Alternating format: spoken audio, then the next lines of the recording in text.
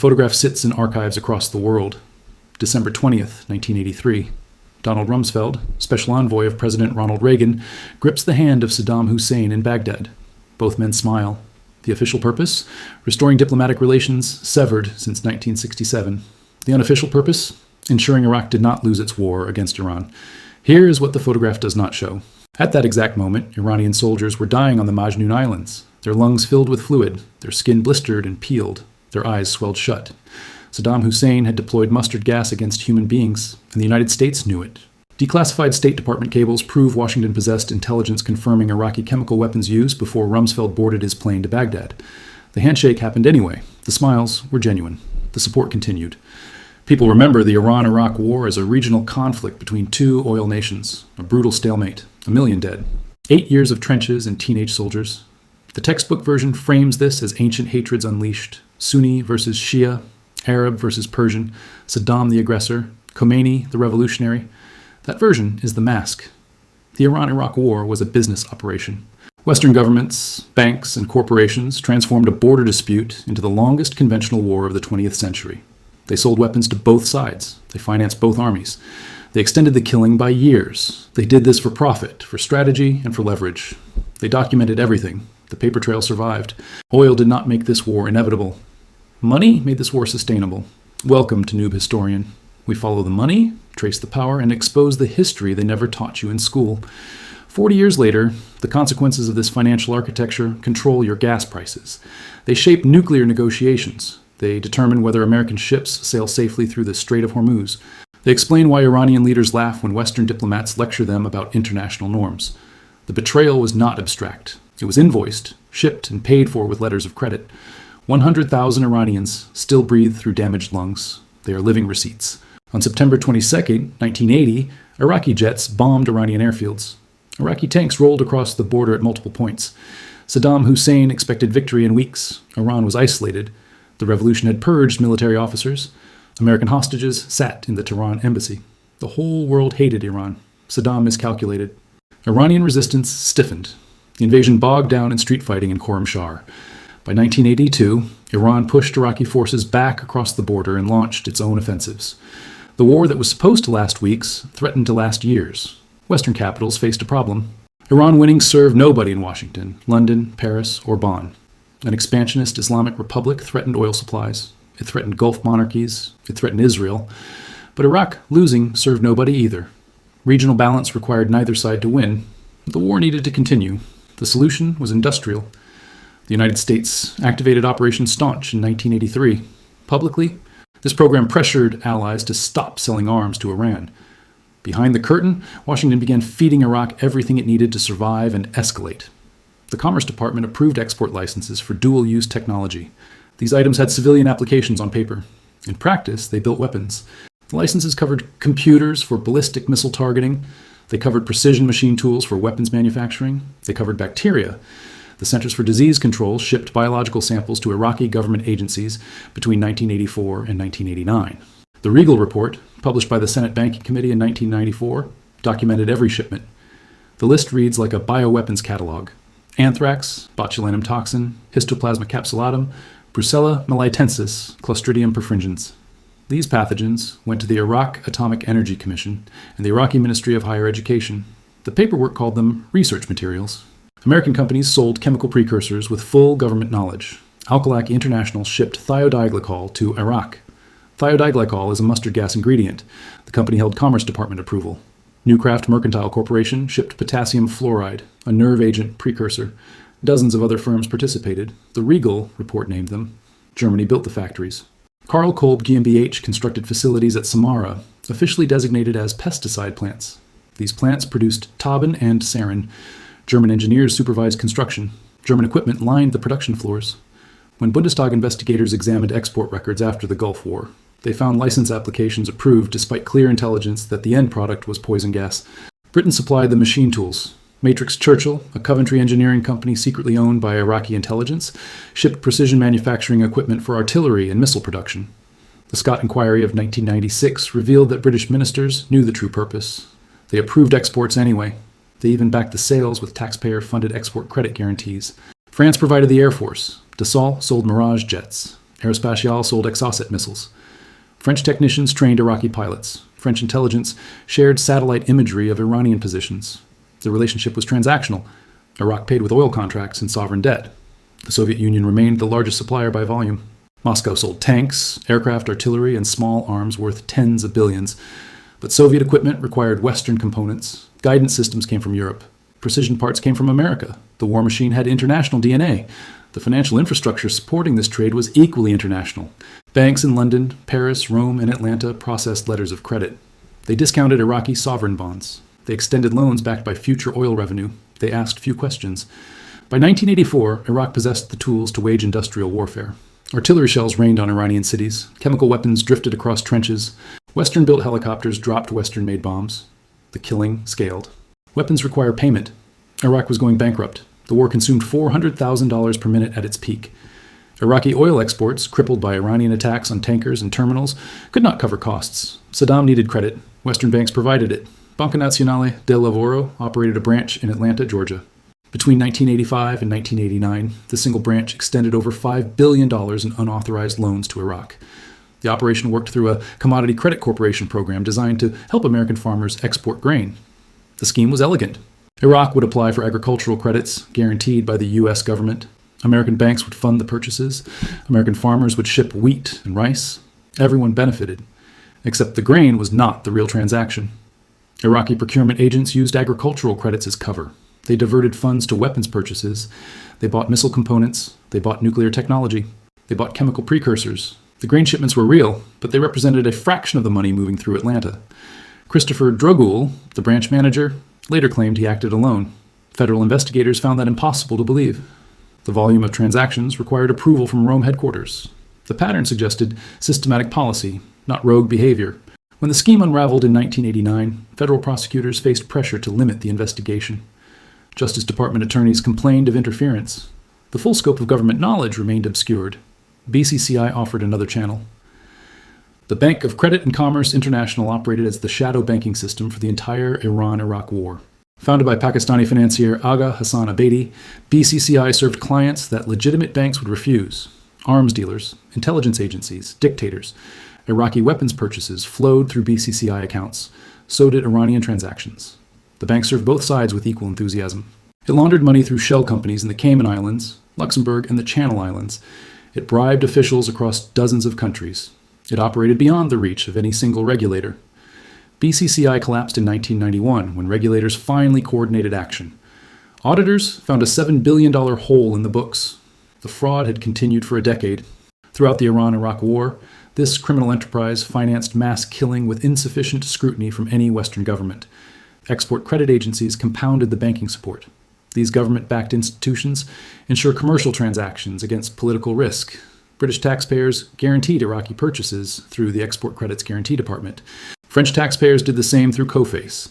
German taxpayers backed sales through Hermes.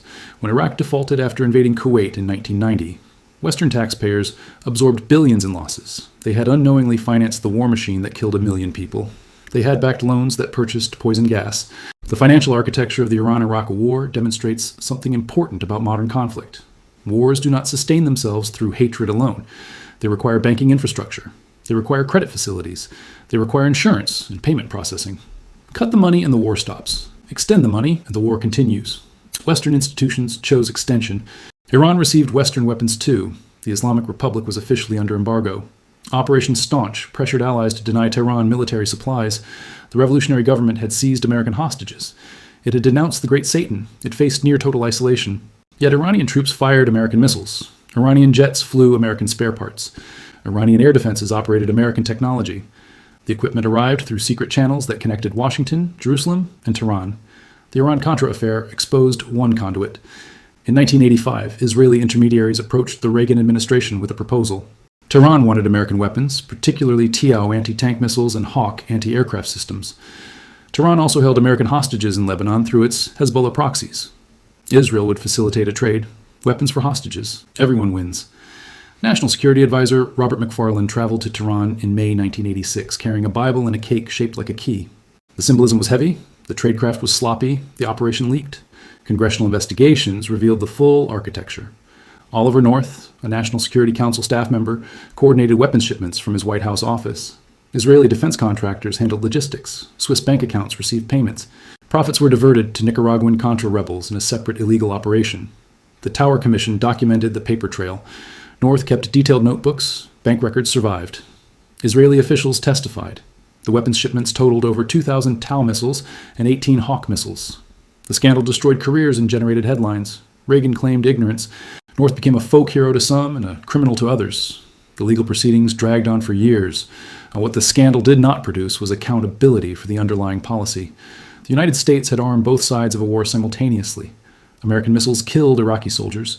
American intelligence helped Iraqi missiles kill Iranian soldiers. American banks financed Iraqi chemical weapons. American weapons killed Iraqis attacking with those chemicals.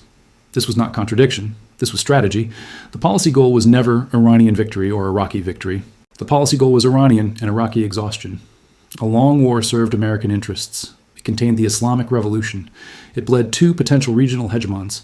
It kept oil prices unstable enough to justify American military presence in the Gulf. Secretary of State Henry Kissinger reportedly summarized the logic. It was a pity both sides could not lose. The Iran-Iraq War came close to achieving that outcome. Other weapons reached Iran through different routes. International arms dealers operated across Europe. Portuguese, Spanish, and Belgian brokers sold Eastern Bloc equipment to Tehran. South African companies shipped artillery shells. North Korean advisors trained troops. China sold silkworm missiles. Western governments knew about these networks. Intelligence agencies tracked shipments. Diplomats issued occasional protests. Enforcement remained minimal. The arms trade continued because important people wanted it to continue. The total value of weapons flowing to both sides exceeded $50 billion. This figure accounts only for documented transactions. Black market sales, barter arrangements, and intelligence community operations remained partially hidden. The true number was higher. Both Iran and Iraq ended the war deeper in debt, weaker in population, and dependent on foreign creditors. Western arms manufacturers reported record profits. Western banks collected interest on sovereign debt. Western intelligence agencies gained leverage over two exhausted nations. The war ended in August 1988 when both sides accepted a UN ceasefire. Nobody won. 1 million people were dead.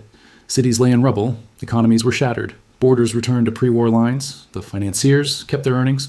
Chemical weapons changed the Iran-Iraq war from brutal to apocalyptic. Iraq first deployed poison gas in 1983. The attacks escalated throughout the war. Mustard gas, tabun, sarin. The agents drifted across battlefields and into civilian areas. Iranian soldiers learned to fear certain winds. They wrapped their faces in wet cloth. They died anyway. The international community possessed detailed knowledge of these attacks. UN investigators documented Iraqi chemical weapons use repeatedly. Secretary General Javier Pérez de Cuellar issued reports confirming violations of the Geneva Protocol. Western intelligence agencies collected air samples. They photographed victims. They analyzed munition fragments. The response was silence. The United States blocked UN Security Council resolutions condemning Iraq specifically. American diplomats softened language. They insisted on balance. They demanded that condemnations mention both sides despite the evidence pointing overwhelmingly at Baghdad. The reasoning was strategic. Iraq was a bulwark against Iranian expansion. Condemning Saddam would weaken an ally. It might embolden Tehran. Regional stability required looking away from mass atrocity. Halabja demonstrated the consequences of this indifference. On March 16, 1988, Iraqi aircraft bombed the Kurdish town of Halabja with chemical weapons. The population was 5,000. The dead numbered between 3,000 and 5,000. Survivors described birds falling from the sky. They described children foaming at the mouth. They described entire families frozen in death poses. The Reagan administration initially suggested Iran might have conducted the attack. This claim contradicted all available evidence. It served to muddy responsibility. It protected the alliance with Baghdad. The State Department eventually acknowledged Iraqi culpability. No sanctions followed. No diplomatic consequences materialized. Business continued. Germany kept selling equipment to Iraqi chemical facilities after Halabja. American companies kept shipping precursor chemicals. British credits kept flowing. Iran absorbed these lessons. The Islamic Republic concluded that international law offered no protection. The Geneva Protocol banned chemical weapons, but enforcement depended on political will. When that will was absent, treaties became paper. Iranian civilians died while diplomats drafted careful paragraphs. This experience forged Iranian strategic culture in ways that persist today. When Western leaders invoke international norms, Iranian officials recall Halabja.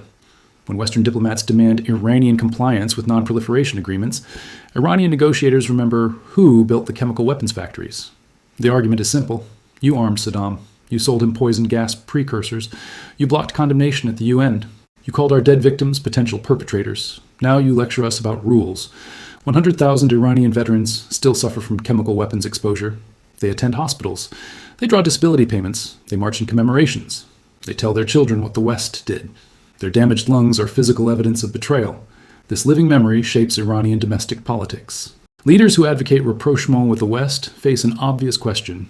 Why should we trust nations that gassed our fathers? The question has no good answer. The evidence is documented. Western credibility in Iran did not erode through misunderstanding or propaganda. It eroded through documented complicity in mass atrocity. The paper trail survived because Western bureaucracies kept careful records. The Regal Report exists. The Scott Inquiry exists. Congressional testimony exists. Iran builds its case from Western sources. The Iran-Iraq War ended in 1988. Its consequences never stopped accumulating. 2 years later, Saddam Hussein invaded Kuwait. He used weapons Western nations had sold him. He defaulted on debts Western banks had extended. He triggered a war that American forces won in weeks. The Gulf War of 1991 destroyed much of the military capacity the West had spent a decade building.